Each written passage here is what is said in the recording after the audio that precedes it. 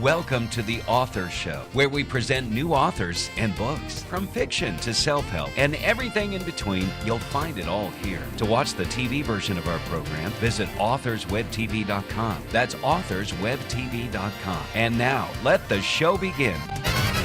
Hello and welcome back to the show. This is your host, Don McCauley. Today we're welcoming the program author Kim L.M. Bilodeau, and she is the author of Luke the Barking Spider. It's a book that features a Christian superhero. Kim is the mother of 2 sons and a grandmother of an adorable toddler named Bentley, who's 3 years old. She's a former Sunday school teacher who has a huge heart for God and mankind. Kim, how are you? I'm real good. How are you, Don? Good. Well, let's start with the big question. Tell us about this book, please. Okay, well, I'll just get right to the point. God has been taken out of the schools and he needs to be put back in.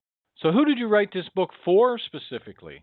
I specifically wrote this book for tweens, the ages 9-12, teens 12 to 17, kids 5 to 10, and grandparents, parents, and siblings. Now, would you say there's any type of central message or perhaps underlying theme that you could say runs throughout the book? Yes, it has a Christian theme, doing the right thing. What would God do? If you had to choose, what would you say is the single most important idea you're sharing in this book that's really going to add value to the reader's life? To teach children, teens, tweens, good values, morals, and inspire them to be the best that they can and to handle problems the best they can in a godly way. Now, if you could compare this book with any book out there we might already be familiar with, which book would it be and why? Well, it would probably be Kimba. I'm a baby boomer. Kimba was a white lion and was very godly and helped as many animals as she could. Why do you feel it's important for people to read this book? To inspire, motivate, understand, and to teach good Christian morals and values to children, teens, and tweens that are needed so much in today's world.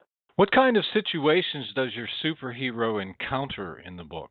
Well, he encounters every problem, such as brother that is afraid to drive because his older brother is texting and driving. We have a little girl going through a divorce and doesn't understand it. We have another girl who is talking to strangers, and sibling rivalry, that's another problem that's dealt with. Just everyday common problems that parents might have a hard time communicating to their children and grandparents, and that's where Luke comes in.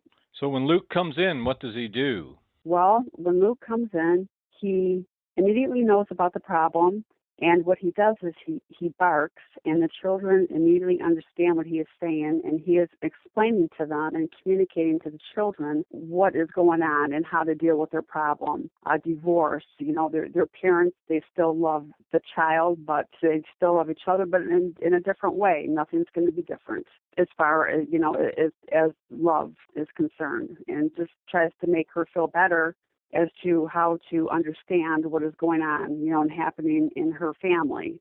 And then we also have another situation where a little girl is talking to a stranger, and Luke is aware of that, and he tells the little girl the dangers of talking to the strangers and what the ramifications could be. So, he's here to deal with everyday problems that occur. Another one is bullying. He helps a little girl explain why people bully, and then he talks to the little girl that's bullying and explains why it is wrong and why she shouldn't do it. So he teaches kids good morals and values that they can have throughout their whole life, which will make them a better person. Do you think this book would be appropriate for use in schools? Yes, I feel that it would be appropriate in schools. It's a different, unique, bright, funny, adorable way of teaching kids the good manners and values and morals that they need to get through their everyday problems. Why did you decide to publish your book? Well, I decided to publish my book because I know that it can help so many children, teens, tweens, parents, and as a child growing up, there was a communication problem sometimes that took place in my home. So I sure do wish that Luke was around then. He would have been very helpful to my mom and myself and my siblings and friends. Tell us about the experience you had when you chose to self-publish. The experience that I had self-publishing was it sure does look a lot easier on paper, but when it actually comes to self-publishing, there is so much more entailed, and it really is a lot of work. But, in the process, you're dealing with professionals. You learn a lot. So at this point, I've published 3 books, self-published in 6 months. My third one is in progress right now. And I definitely feel that I could probably do it on my own after self-publishing. It's been really, it consumed my entire life for the last 6 months, but it was well worth it. And I do have a big heart for humanity, and I love to help people. And it bothers me when I see kids yell at their parents and not have manners or good values and morals, and having God taken out of school and all. What's been your most rewarding experience since publishing your book? Well, everyone that has read my book has complimented me, and they said that they think it's an excellent book, and their children, they have read the book, their kids have liked it. I've had tweens read it, and they loved it, teens as well, and also, small children. They enjoyed the book. Luke is bright, he's funny, he's smart, he's purple, he wears tennis shoes and a hat, and he's absolutely adorable. So kids like him right off the bat. They know that he's good. How would you describe your writing style? Realistic, but with a very imaginative edge. Very creative and delightful. Who or what would you say influenced your writing the most? God.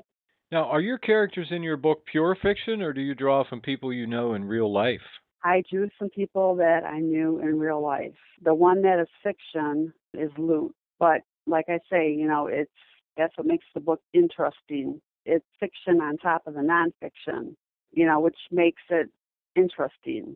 It's just not boring problem solving. We have a bright character here that brings a lot of enthusiasm and love and compassion to helping out the children.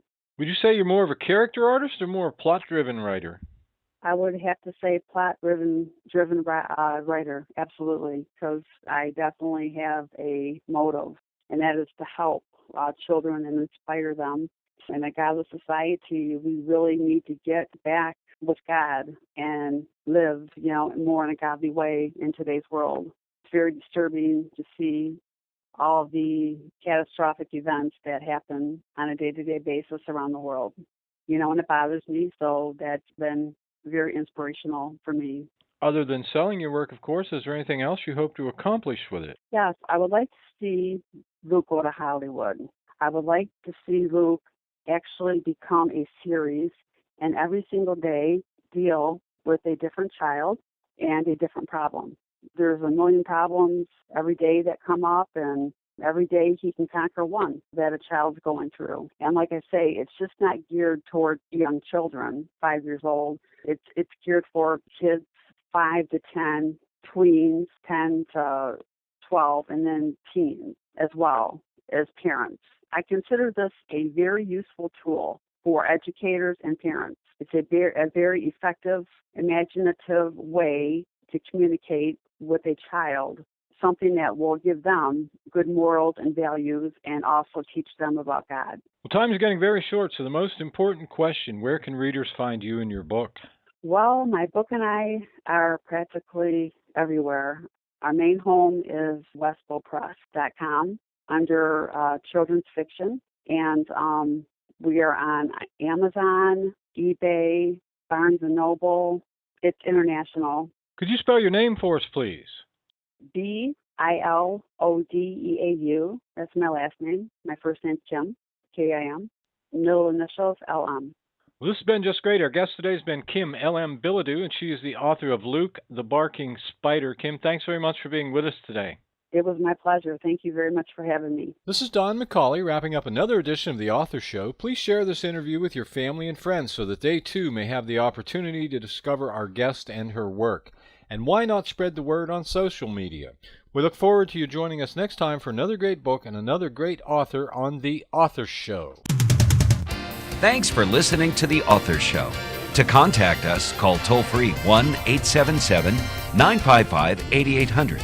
That's 877-955-8800. Or visit theauthorshow.com. That's theauthorshow.com. Tune in next time to another great author on The Author Show.